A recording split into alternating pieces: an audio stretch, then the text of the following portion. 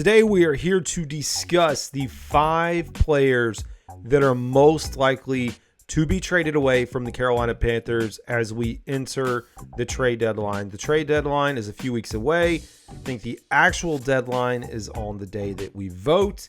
So, hey, as always, go out and vote. Vote early. Do what you can. Just get to the polls. But here we go. Let's talk about the 5 players. And we can't start any list without an honorable mention. And my honorable mention may shock a few Panthers fans, not because the pick itself or player itself is shocking. But anyways, let's get in. Honorable mention, we have Jonathan Mingo, and it is an honorable mention only because I don't know who would want to pick up Jonathan Mingo right now, but I will tell you he hasn't looked great. He's a second-year wideout. There's maybe a team that can't go out and get one of the big names that we have on the roster that we'll talk about in a little bit, and maybe the Panthers at this point see what they have in Xavier Legette, decide to keep Johnson, decide to keep Thielen, really like what they see out of Coker, and put him up and make him available. I don't think it's possible or likely to happen, but we do have him as an honorable mention. Number 5, JC Horn. Now, folks, do I think it's realistic that JC Horn is going to be moved? No, he is the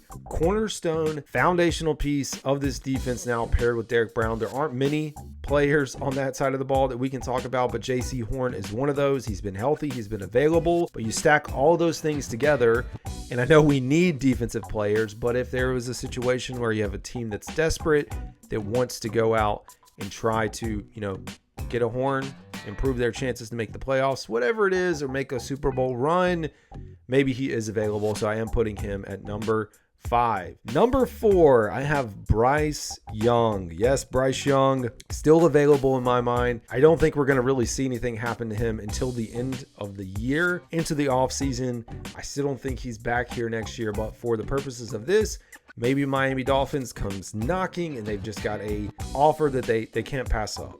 Or I don't know, maybe the Cleveland Browns at this point. There's something that they try to work out.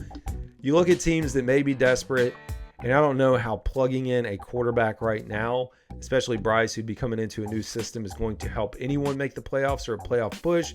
But if they feel like, hey, maybe the timing is right, the price is right, we can get something now versus the off season, that's a decision that could be made. Number 3, Chuba Hubbard.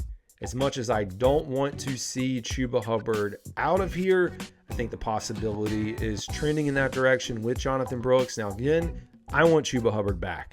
Absolutely do not want this guy to walk.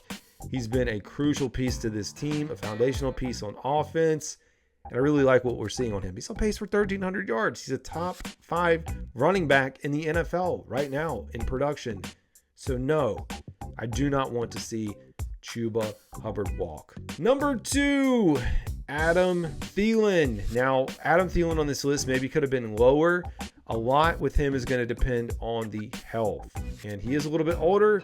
When we talk about any of these potential trade scenarios, you really have to think like, well, what are you getting in return? I mean, you're talking 4th, 5th, 6th round picks, possibly. Or you're thinking, well, maybe this guy's going to walk and there's no chance that we can get him back. Let's go ahead and get what we can get. So you have that as a possibility, right? That's always a possibility. I do think Adam Thielen, if, I don't know if he's going to be cleared after these 4 weeks. He could take longer.